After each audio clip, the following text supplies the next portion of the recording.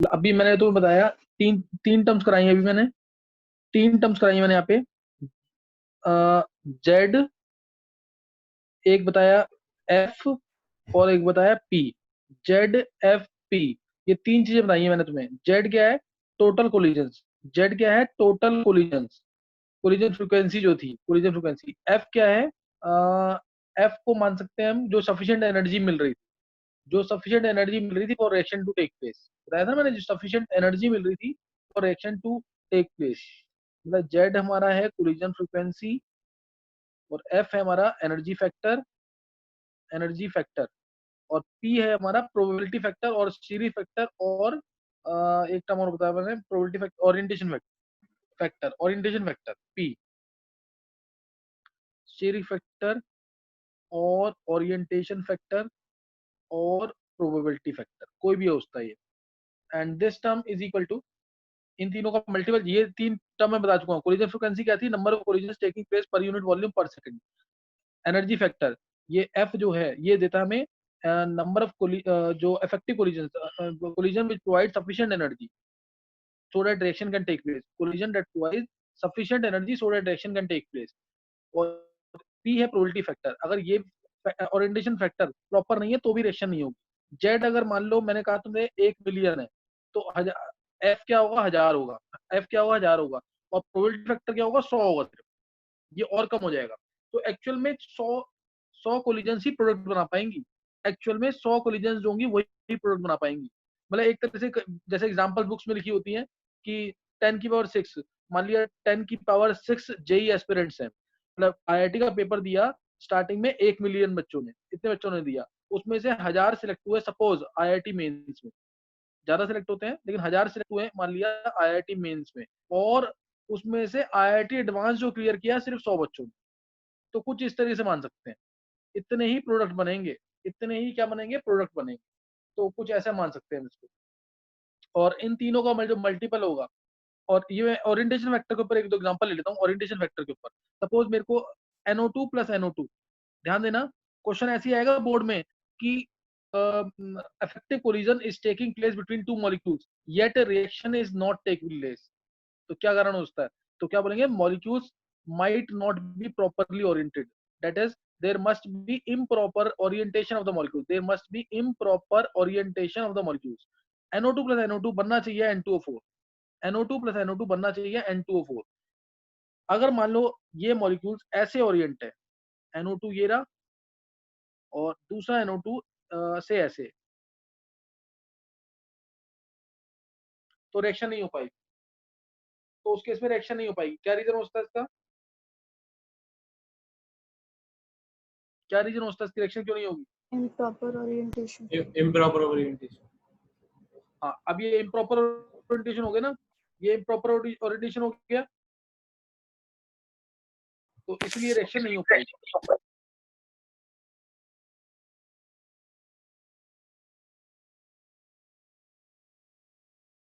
तो क्योंकि मेरे को NO2 जो है, N2O4 का स्ट्रक्चर जो है मेरे को ये चाहिए, ये मेरे को स्ट्रक्चर चाहिए N2O4 का, यानी N के साथ N का बॉन्ड बने, N के साथ बने N का बॉन्ड। तो इस केस में तो N के साथ O का कोलिजन हो रहा है, N के साथ किसकी कोलिजन हो रही है? O की। तो इसलिए मॉलिक्यूल्स प्रॉपर्ली ओरिएंटेड नहीं है। मेरे को चाहिए मॉलिक्यूल्स ऐसे, NO2 और दूसरा NO2 भी ऐसे ही, ये आपस में ऐसे कोलाइड करेंगे, तब मान लो मेरे को 20 किलो, इससे 20 किलो जूल एनर्जी मिल रही है रिएक्शन होने के लिए जो चाहिए थ्रेशोल्ड एनर्जी, उसके बावजूद रिएक्शन नहीं होगी। क्यों? क्योंकि molecules they are not properly oriented. और इस केस में मॉलिक्यूल्स प्रॉपर्ली ओरिएंटेड है तो रिएक्शन हो जाएगी और N2O4 बन जाएगा, और N2O4 बन जाएगा। तो ये प्रॉपर ओरिएंटेशन का मीनिंग है, ये प्रॉपर ओरिएंटेशन का मीनिंग है।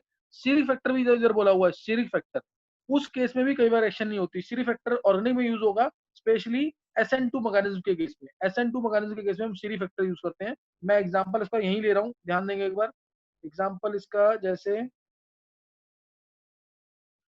SN2 मैकेनिज्म के केस में लेते हैं एग्जांपल, जैसे मैंने लिया CH3 whole thrice CCl, CCl, CH3, CH3, CH3, मैंने डाला इसके अंदर OH आयंस, OH आयंस डाला। फ्रंट से तो अटैक कर नहीं पाएंगे क्योंकि फ्रंट में तो Cl भी नेगेटिव है, OH भी नेगेटिव है, तो रिएक्शन नहीं होगी। और बैक से अटैक करने के लिए इसका अपना इलेक्ट्रॉन क्राउड है, इसका अपना इलेक्ट्रॉन क्राउड है, इसका अपना इलेक्ट्रॉन क्राउड है, इसका अपना इलेक्ट्रॉन क्राउड है, तो बैक साइड से भी जाके अटैक करेगा तो भी अटैक नहीं कर पाएगा. So because of steric factor, reaction will not take place. So because of steric factor, steric hindrance provided by this larger molecule, reaction will not take place. तो ये भी एक क्या कहते हैं कारण है कि रिएक्शन नहीं हो सकती. तो ये ध्यान रखना इस चीज का, रिएक्शन होने के लिए ये तीनों फैक्टर, स्पेशली ये फैक्टर और ये फैक्टर, ये दोनों क्लियर होने चाहिए. कोलिजन हो 10 कितनी मिली कोलिजन हुई, 1 मिलियन कोलिजन हुई, उसमें से 1000 थी जिसमें सफिशिएंट एनर्जी मिली, 20 किलो जूल की एनर्जी जो चाहिए थी वो मिल गई, 20 किलो जूल 50 किलो जूल जो भी एनर्जी चाहिए थी वो मिल गई, लेकिन फिर भी रिएक्शन नहीं होगी अगर मॉलिक्यूल्स प्रॉपर्ली ओरिएंटेड नहीं है. ये कंसेप्ट क्लियर हो गया कि नहीं जो मैंने बोला है? क्लियर होना चाहिए ढंग से बिल्कुल. तो अब यहां से आएगा, ध्यान देंगे, अब यहां से आएगा जो नंबर ऑफ इफेक्टिव कोलिजन्स होंगी, नंबर ऑफ इफेक्टिव कोलिजन्स,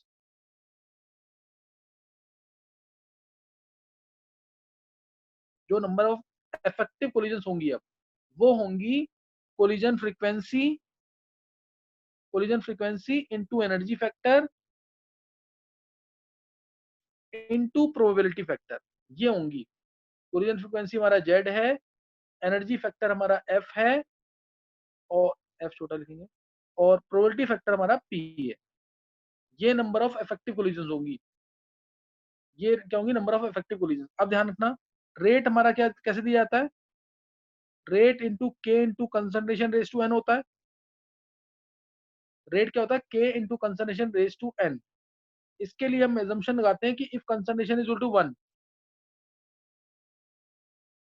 तो रेट इक्वल टू के आ जाएगा, रेट इक्वल टू के आएगा. और रेट और ये वाली टर्म दोनों सेम है, ये भी तो क्या है, कोलिजन्स पर सेकंड ही है, ये भी क्या है, कोलिजन्स पर सेकंड. तो रेट की जगह मैं क्या लिख सकता हूँ, रेट की इधर मैं नंबर ऑफ इफेक्टिव कोलिजन से लिख सकता हूँ के, नंबर ऑफ इफेक्टिव कोलिजन की जगह हम के लिखते हैं, ये एक एजम्पशन कर रखा है इसके अंदर. सो के इज इक्वल टू, ध्यान देना, therefore K is equal to Z into F into P, Z into F into P, ये हमारा के है, Z into F into P. इसको Z into P into F लिख दो क्योंकि एक टर्म बतानी है यहाँ पे, Z into P into F,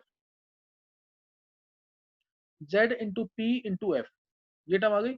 अब ये जो एफ है ना, एफ जो है यहाँ पे ये भी बहुत इंपॉर्टेंट टर्म है, एफ भी यहाँ पे बहुत इंपॉर्टेंट टर्म है.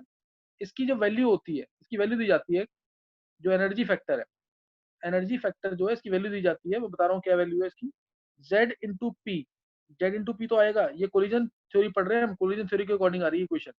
इनटू एफ जो है बहुत इंपॉर्टेंट टर्म है, जो हमें देता है fraction of molecules having effective collisions, E raise to minus E by R T. ये एक्सपेरिमेंटल है, ये पता होना चाहिए. E raise to minus A by R T, Z into P is to E raise to minus A by R T. ये क्या है, collision theory के अकॉर्डिंग, जो कि एक थ्योरेटिकल थ्योरी है, मतलब आइडियल थ्योरी है. This is according to collision theory. तो जो एफ था हमारा, E raise to minus E by R T है, इसके ऊपर न्यूमेरिकल्स आते हैं, इसके ऊपर आते हैं न्यूमेरिकल्स. एफ आ गया E raise to minus E by R T. F के यहाँ पे fraction of molecules, fraction of effective collisions कह लो, या fraction of molecules having energy equal to और ग्रेटर. ये ध्यान रखना, ये न्यूमेरिकल है, इसके ऊपर एक ही न्यूमेरिकल देखा है एनसीईआरटी में, इसलिए इंपॉर्टेंट है वो. Fraction of molecules having energy equal to और ग्रेटर देन थ्रेशोल्ड एनर्जी या activation energy. Fraction of molecules having energy equal to और ग्रेटर देन थ्रेशोल्ड एनर्जी और एक्टिवेशन एनर्जी. ये एफ है यहाँ पे, ये यहाँ पे एफ है. तो ये टर्म जरूर लिख लेना, ये क्या चीज है, इसके ऊपर न्यूमेरिकल आते हैं. न्यूमेरिकल एक्सपोनेंट पे तो सॉल्व करेंगे नहीं हम, तो natural log F is equal to, natural log F is equal to E raise to,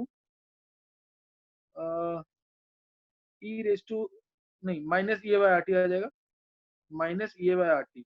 और अगर मैं लॉग एफ कर दूंगा, एक्सपोनेंट ई था इसका, अब जो बेस था ई था, अगर मैं उसको हटाता हूँ तो लॉग एफ आ जाएगा यहाँ से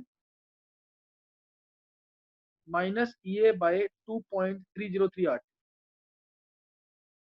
बहुत इंपॉर्टेंट टर्म है, यहाँ पे ध्यान रखना इस चीज का. इसके ऊपर एक ही न्यूमेरिकल दे रखा है एनसीईआरटी में, इसलिए एंट्रेंस में सबसे ज्यादा चांस है इसका आने का. एफ क्या है, fraction of molecules having energy equal to और ग्रेटर देन थ्रेशोल्ड एनर्जी, या इफेक्टिव कोलिजन भी कह सकते हैं. और दिया जाता है minus E A by 2.303 RT. मैंने कैसे सिखाया तुम्हें, स्टार्टिंग से देखेंगे एक बार।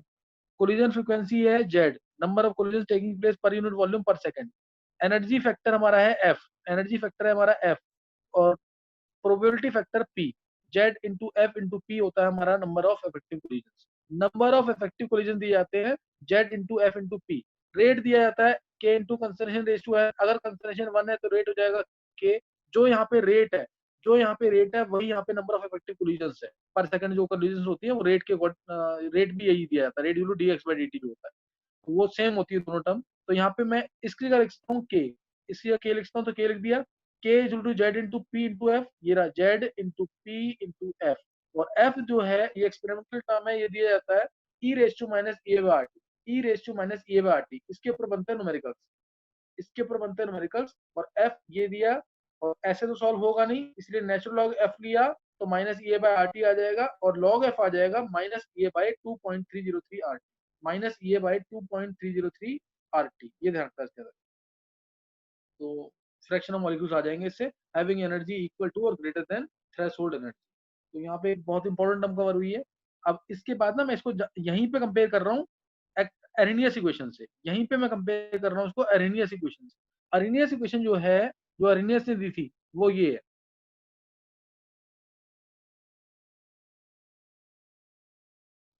अरेनियस इक्वेशन वो क्या होती है, के इज इक्वल टू ए, ये ए जो है ना ये एक्सपेरिमेंटल टर्म है, ये ध्यान रखना। ए यानी ट्रू वैल्यू होगी, यही ट्रू वैल्यू होगी ए एक्सपेरिमेंटल। इसके ऊपर क्वेश्चन आया हुआ 2016 या 17 में क्वेश्चन आया इसके ऊपर। K is to A experimental E raise to minus E A by R T, A experimental E raise to minus E A by R T. सही ना। तो ये हमारा क्या है ए। तो यहाँ पे एक चीज तुम्हें क्लियर हो जानी चाहिए कि जो ए एक्सपेरिमेंटल है, जो अरेनियस कांस्टेंट है, इसे बोलते हैं अरेनियस कांस्टेंट। ए यहाँ पे मैं लिख देता हूँ एक बार। ए यहाँ पे क्या है, ए हेयर इज फ्रीक्वेंसी फैक्टर। मैं सारे नाम लिख देता हूँ इसके, कोई भी नाम आ सकता है इसका। फ्रीक्वेंसी फैक्टर या फिर अर्हीनियस कांस्टेंट, या फिर एक्सपोनेंट के पहले आ रहा है तो प्री एक्सपोनेंशियल फैक्टर। मतलब पूरा लिखना तुम लोग, मैं थोड़ा शॉर्ट में लिख रहा हूँ उसको, तुम्हें पूरा लिखना है। ये ए को बोलते हैं फ्रीक्वेंसी फैक्टर, ए को बोलते हैं अर्हीनियस कांस्टेंट, ए को बोलते हैं प्री एक्सपोनेंशियल फैक्टर। कोई भी टर्म यूज कर सकते हैं, एक्सपोनेंट के पहले आ रहा है तो प्री एक्सपोनेंशियल फैक्टर। और यहाँ पे मैंने ई एक्स पी जो लिखा ना, इसका मतलब होता है एक्सपेरिमेंटल वैल्यू। ई एक्स पी एक्सपेरिमेंटल वैल्यू है ये यानी ट्रू वैल्यू है, ये है ट्रू वैल्यू। ये अरेनियस इक्वेशन है जो ये ट्रू वैल्यू देता है सब कुछ। और फ्रीक्वेंसी फैक्टर क्या होता है पहले मैं ये बता के फिर तुम्हें कंपेयर करूंगा, इसी इक्वेशन को कंपेयर करूंगा पीछे कोलिजन थ्योरी वाली इक्वेशन से। फ्रीक्वेंसी फैक्टर है ये। फ्रीक्वेंसी फैक्टर ये क्या देता है, ये क्या देता है, rate at which collisions occur irrespective of their energy. Definition है इंपॉर्टेंट इसकी एक ही, रेट एट विच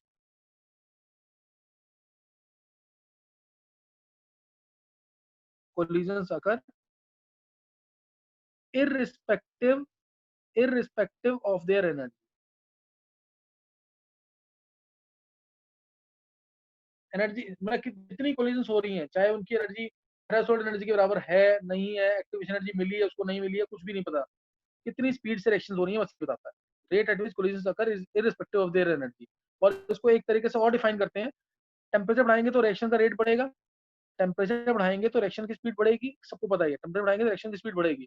अगर मैं टेम्परेचर कर दिया इन्फिनिटी, अगर टेम्परेचर कर दिया इन्फिनिटी तो के इज टू ए आ जाएगा। तो के इज टू क्या आ जाएगा, ए। अगर टेम्परेचर कर दिया इन्फिनिटी तो के इज टू आ जाएगा ए। इसका मतलब क्या हुआ, इसका मतलब क्या है, अगर मेरे को ए को डिफाइन करना है तो मैं ऐसे भी डिफाइन करता हूँ, डिफाइन कर सकता हूँ उसको। ए, ए यानी frequency factor is equal to rate constant when temperature tends to infinity, when temperature is infinite. ऐसे भी कभी डेफिनेशन नहीं समझ आ रही तो ये बना सकते हो definition, frequency factor is equal to rate constant when temperature tends to infinity या temperature becomes infinity। ये ऐसे भी डिफाइन कर सकते हैं, सेकंड डेफिनेशन इसकी। और k इक्वल टू a, इसका मतलब क्या हो गया, K is equal to A, यानी जितने भी कोलिजन सब इफेक्टिव है।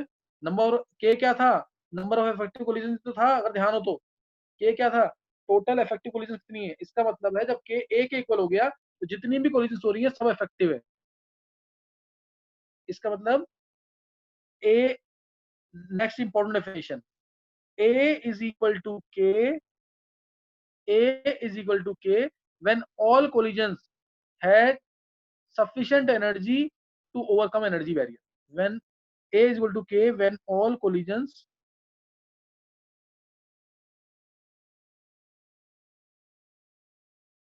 are effective and has sufficient energy to cross energy barrier.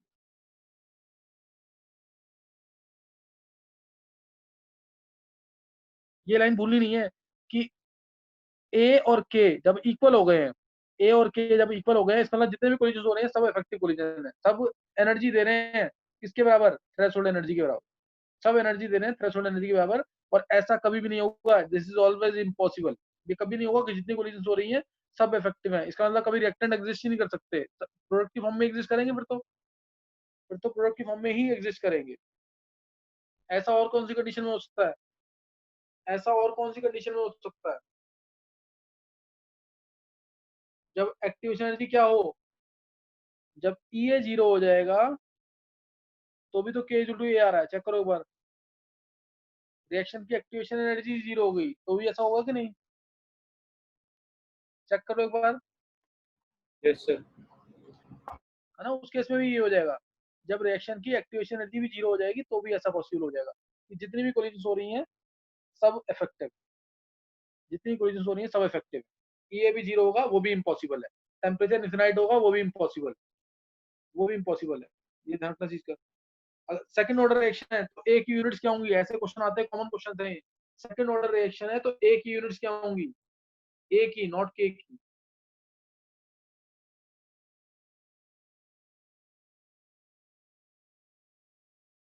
Second order reaction है तो ए की यूनिट्स क्या होंगी,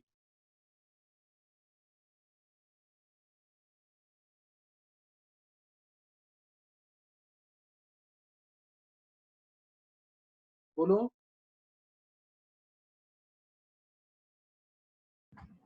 मोल इन और सेकंड मोल्स। हाँ, जो के की यूनिट्स है वही ए की यूनिट्स है, क्योंकि एक्सपोनेंट तो कभी यूनिट होती नहीं है, चेक करो ना, ये तो एक्सपोनेंट है ना, एक्सपोनेंट की कोई यूनिट थोड़ी होती है। तो इसलिए जो यूनिट्स हमारे किसकी हैं, के की यूनिट्स हैं वही यूनिट्स होंगी ए की, सेम यूनिट्स होंगी ए की, ये ध्यान रखना इस चीज का, जो के की यूनिट वही ए की यूनिट।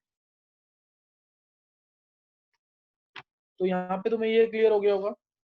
नेक्स्ट है, अगर मान लो ये किसी रिएक्शन का जीरो है तो रेट कांस्टेंट में क्या इफेक्ट होगा,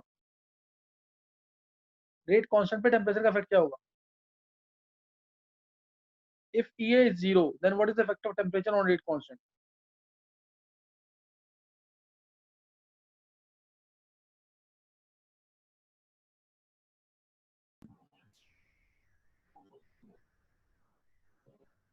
if rate constant क्या बोला मैंने, if EA is zero then what is the effect of temperature on rate constant, no change, no change। मतलब नो इफेक्ट। क्या रीजन, क्या मतलब रीजन होगा कुणाल। ये जीरो हो गया तो फिर तो ई की पावर 1 आ जाएगा वो डायरेक्ट, तो फिर टेम्परेचर से कोई इफेक्ट नहीं पड़ेगा। हाँ, टेम्परेचर का ऐसा नहीं है कि बिल्कुल इफेक्ट नहीं होगा, नेग्लिजिबल इफेक्ट बोलते हैं, negligible effect, nearly independent of temperature रख देंगे, सही ना, थोड़ा बहुत इफेक्ट होता है तब, नियरली कांस्टेंट रहेगी वैल्यू, अप्रोक्सीमेटली कांस्टेंट कहेंगे वैल्यू। तो in case if E is zero then K will be equal to A, therefore independent of temperature, almost independent of temperature। तो यहाँ पे सारी टर्म ध्यान रखनी है इसके अंदर। नेक्स्ट अगर मैं बोलूँ उसके अंदर, अब एक चीज मैंने निकाल ली यहाँ पे, K इज इक्वल टू, ध्यान देंगे, K is equal to A E raise to minus A by RT आ गया, और ए यहाँ पे हमारा कौन सा वाला है, एक्सपेरिमेंटल वाला। मैंने बताया ये एग्जैक्ट वैल्यू होती है, this is the experimental value, this is exact value. और अभी तुमने ये, this is according to Arrhenius equation, this is according to Arrhenius equation. और एक मैंने स्टार्टिंग में बताया तुम्हें k is to z into p into E raise to minus E by R T, ये भी बताया मैंने स्टार्टिंग में, ये मैंने स्टार्टिंग में बताया तुम्हें। तो इसमें बताना तुम्हें, अब यहां से एक चीज आ गई कि ए एक्सपेरिमेंटल जो है z इंटू पी होगा, कोई डाउट किसी को? ए एक्सपेरिमेंटल जो है z इंटू पी होगा, किसी को कोई डाउट है तो पूछ सकते हो तुम। ये हमारा है कोलिजन थ्योरी के according, collision theory, this is according to collision theory. A experimental जो है z इंटू पी होगा, कोई डाउट तो नहीं है किसी को? No sir. अच्छा, अब एक चीज और, अब ए एक्सपेरिमेंटल बाय z, यहाँ पे p की वैल्यू बता सकता कोई कि p की वैल्यू क्या होगी, बहुत बड़ी होगी कि बहुत छोटी होगी? वैल्यू ऑफ p बहुत बड़ी होगी कि बहुत छोटी होगी? बहुत, छोटी। हाँ बहुत छोटी वैल्यू होगी, क्योंकि ए एक्सपेरिमेंटल को तो एक तरह से क्या दे रहा है, इफेक्टिव कोलिजन के आसपास का कुछ वैल्यू देगा ये, और जेड क्या दे रहा था, कोलिजन फ्रीक्वेंसी, ये तो टोटल कोलिजन है एक तरीके से। और P, therefore P will be very very very less than 1, P will be very very less than 1। अब आईआईटी के अंदर जो क्वेश्चन आया था ना इससे रिलेटेड एडवांस के अंदर, वो क्वेश्चन था if value of P is 4.5, if P is 4.5 तो क्या होगा, क्या इसमें तुम्हें कोई एक्टिवेशन एनर्जी देने की जरूरत पड़ेगी रिएक्शन को, कि रिएक्शन बहुत आसानी से हो रही है या बहुत डिफिकल्टी से हो रही है, रास्ते इसका मतलब क्या होगा?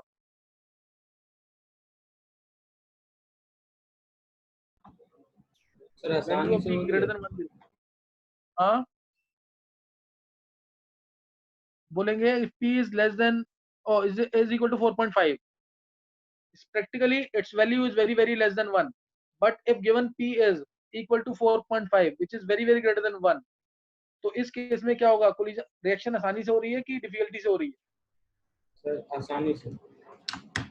बहुत आसानी से हो रही है, तुम तो सोच के देखो ना, ये प्रोबेबिलिटी फैक्टर है, प्रोबेबिलिटी फैक्टर तो हमेशा बहुत कम होता है, प्रोबेबिलिटी तो लेस देन 1 ही होती है और बहुत कम होती है, and it is coming out to be greater than 1। in that case, in this case, reaction will proceed by itself, no need of activation energy, ये तो बहुत आसानी से रिएक्शन होती जाएगी, जल्दी जल्दी होती जाएगी रिएक्शन, कोई जरूरत ही नहीं कोई एक्टिवेशन एनर्जी देने की। समझ आ गई बात कि नहीं है? तो ये एक क्वेश्चन, मेरे को क्वेश्चन एग्जैक्टली याद नहीं है, उसमें ए एक्सपेरिमेंटल और जेड को कंपेयर करने को भी बोला था कि कुछ क्या होगा, ए एक्सपेरिमेंटल ज्यादा होगा जेड ज्यादा होगा, इस तरह से पूछा भी था कुछ, वो तुम खुद देखना क्वेश्चन, मैंने एक हिंट दे दिया तुम्हें कि इस टाइप का क्वेश्चन आया हुआ है जे एडवांस के अंदर, सर पी की और वैल्यू 3-4 साल पुराना क्वेश्चन है, इसलिए मैंने इसकी थ्योरी बहुत तसल्ली से बता दी है कि थ्योरी में तुम्हें कोई दिक्कत ना रहे, सही ना? तो ये ध्यान रखना चीज का, अगर p लेस देन 1 है तो क्या होगा, एक्सपेरिमेंटल वैल्यू ज्यादा होगी कि अरेनियस वाली वैल्यू ज्यादा होगी, p ग्रेटर देन 1 है तो क्या होगा, एक्सपेरिमेंटल वैल्यू ज्यादा होगी कि अरेनियस वाली वैल्यू ज्यादा होगी, इस टाइप से क्वेश्चन बन सकते हैं इसके। तो मैंने तो बता दिया, क्वेश्चन नोट करेंगे, थ्योरी मैंने समझा दी है इसकी, थ्योरी काफी इंपॉर्टेंट थी, मैंने बता दी है सारी थ्योरीज, सर पी की आगे भी वैल्यू इसके बहुत 1 से क्वेश्चन ज्यादा है होगी। करने हैं, सर पी की नेक्स्ट नोट वैल्यू 1 से करेंगे। ज्यादा हुई कैसे सकती है? नहीं ये तो 1 से ज्यादा हुई नहीं, ये दक्ष इसमें क्वेश्चन था ये, ये assumption है, if p is greater than 4.5, ये तो पॉसिबल ही नहीं कभी। दक्ष ओके सर। दक्ष क्लियर हो गया कि नहीं? ठीक है सर। ये assumption है, ये ऐसा नहीं कि ये होगा, कभी हो ही नहीं सकता ये, p तो बहुत कम होगा 1 से, ये तो बस assumption थी कि ऐसा क्वेश्चन में बोल दिया, बस कंसेप्ट चेक करने के लिए, कंसेप्ट पता है कि नहीं। तो नेक्स्ट क्वेश्चन जो एनसीईआरटी का वो नोट कर लेंगे एक बार, थ्योरी मैंने इसकी ढंग से बता दी है, इसको ढंग से सुनना, ढंग से कर लेना इस थ्योरी को। अच्छा अब है, अगर रिएक्शन दे रखी है सपोज 2HI, ये एनसीईआरटी का क्वेश्चन है, एक ही क्वेश्चन है, सॉल्व्ड क्वेश्चन है ये एनसीईआरटी के अंदर, 2HI gives H2 plus I2, 2HI gives H2 plus I2, ये दे रखा तुम्हें, और इसमें बोला है एक्टिवेशन एनर्जी है 210.5 kilo joule per mole at 223 degree Celsius, 223 degree Celsius. और फिर बोला इसके अंदर find fraction of molecules having energy equal to और greater than threshold energy. Find fraction of molecules having energy greater than और equal to threshold energy.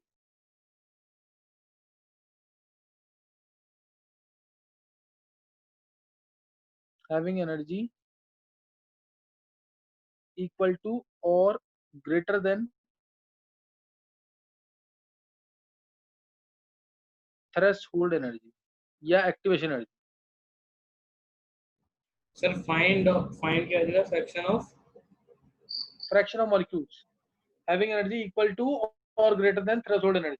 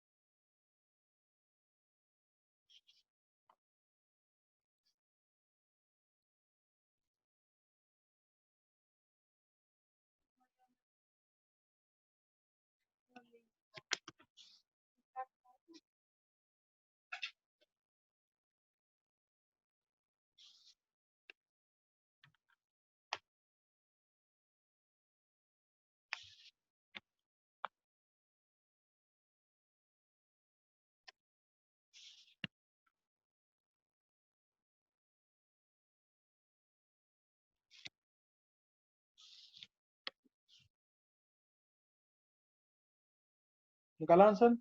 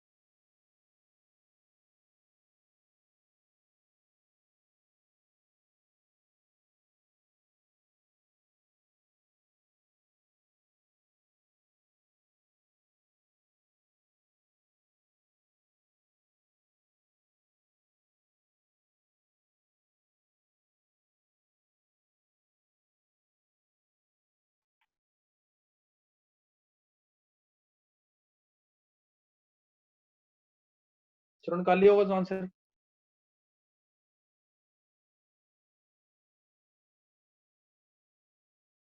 ध्यान देंगे तरफ।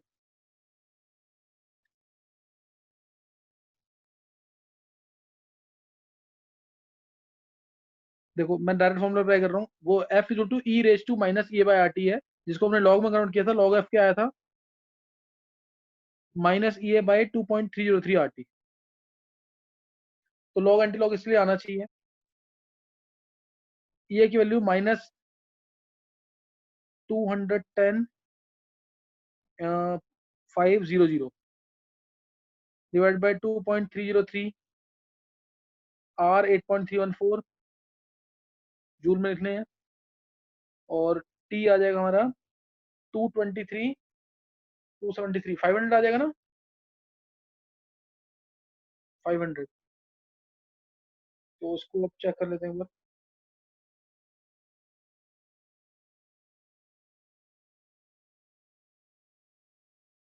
चलो इसमें अब क्या आएगा आंसर यहाँ से,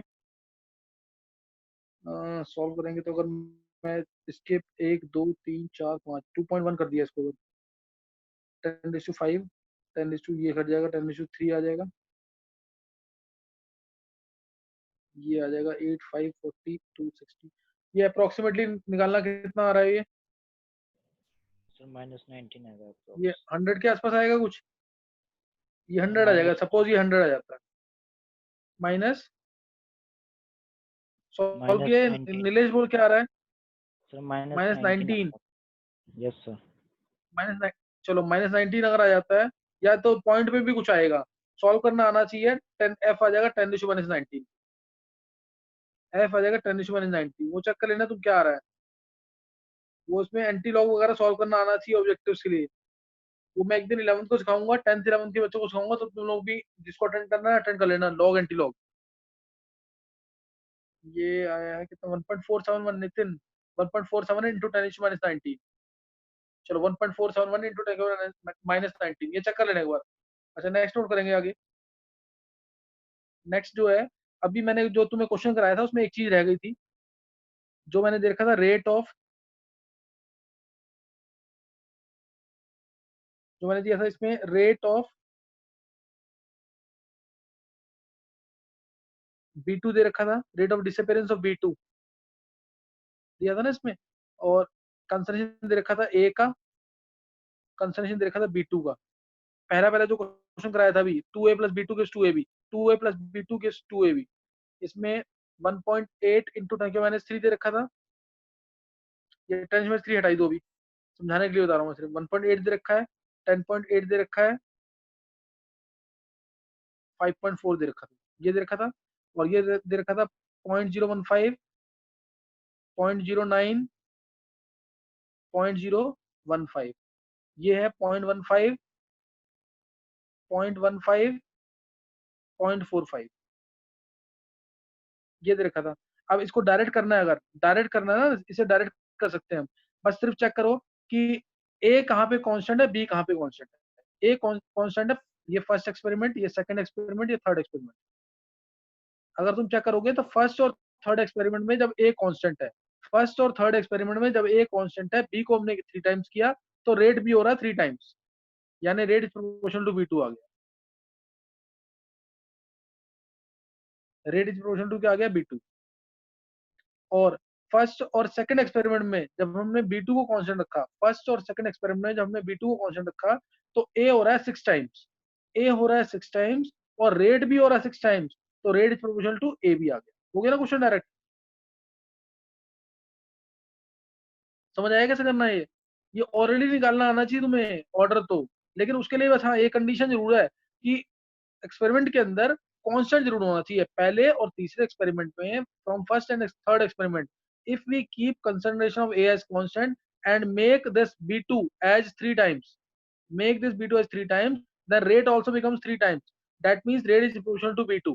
Similarly, in experiment first and second, first and second, if we make this B2 as constant and this A is made 6 times, A is made 6 times, then rate also becomes 6 times. Therefore, rate is proportional to A. तो यहाँ से आ गया rate equal to K into A into B2। ये 1 second का question होता है, थोड़ी सी प्रैक्टिस चाहिए सिर्फ ऑर्डर निकालने के लिए, ये ऑर्डर निकल जाएगा। ये बात समझ आ गई मैंने कैसे निकाला है, ये बात समझ आ गई कि नहीं। मान लो मैंने अगर बी को कांस्टेंट रखा होता फर्स्ट और सेकंड में, फर्स्ट और सेकंड में मैंने बी को रखा होता कांस्टेंट, बी को रखा कांस्टेंट, और ए को किया 6 टाइम्स, ए को किया 6 टाइम्स, ए को 6 टाइम्स किया मैंने, और रेट पे कोई चेंज ना आता, रेट इधर भी 1.8 ही रहता, अगर इसका मतलब order with respect to A is 0, तब मैं यहाँ 0 लिखता हूँ। अब इस केस में 0 हो जाएगा, जब मैंने बी को किया कांस्टेंट, ए को किया 6 टाइम्स, रेट में कोई चेंज नहीं आया, that means order with respect to A is 0, order with respect to A is 0, तो 0 आ जाएगा ऑर्डर ए के रिस्पेक्ट। तो एक बार ये क्वेश्चन देख लेते जल्दी से, एक क्वेश्चन और देख लो इसी टाइप का। थ्योरी अभी रह रही है उसकी, मैंने बस जस्ट स्टार्टिंग दिया उसकी कोलिजन थ्योरी की, अभी वो थ्योरी रह रही है, नोट करेंगे। सर क्वेश्चन है रिजॉइन करना है? ये किसी को कोई दिक्कत है रीजॉइन करने में? लेट होगी क्लास लेकिन। सर कल ही रख लेना सर। सर कल ले लेना। चलो कल हो जाएगी फिर क्लास, सही है। वैसे कल लेकिन ले देखो अगर क्लासेस ज्यादा हो रही हैं, अगर तुम लोग घर पे नहीं पढ़ोगे ना तो फिर कुछ नहीं कर पाओगे। और कल टेस्ट भी बोला होगा ना,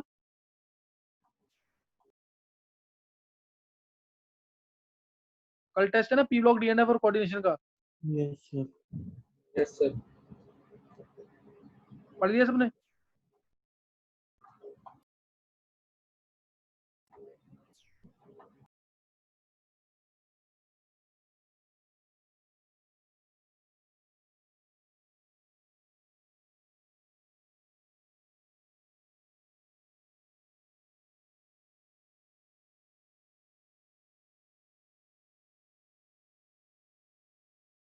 अच्छा अब ये आ गया इसमें, ये आ गया सब में। अब तुम्हें निकालना है order with respect to A not and order with respect to B not, order with respect to A not and order with respect to B not. Fast करना, टाइम होने वाला है। Order with respect to A not and order with respect to B not.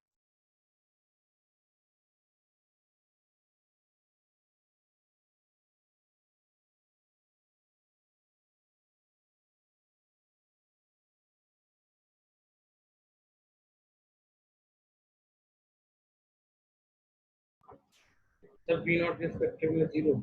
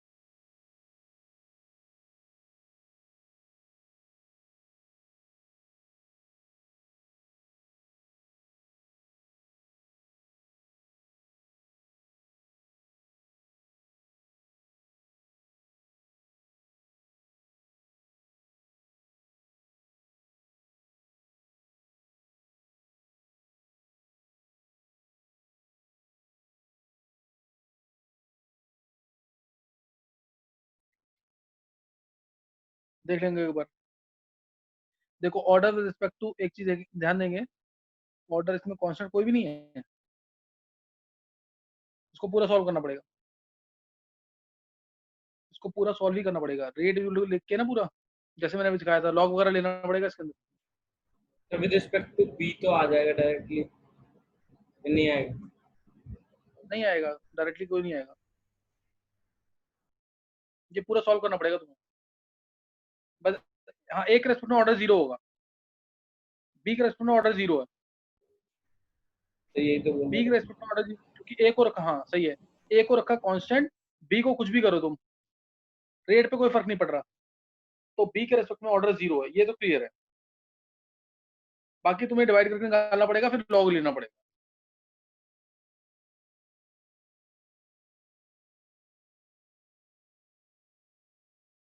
log 7 minus log 5 करना है इसमें, log 7.85 log 5.7 0.15 आ जाएगा।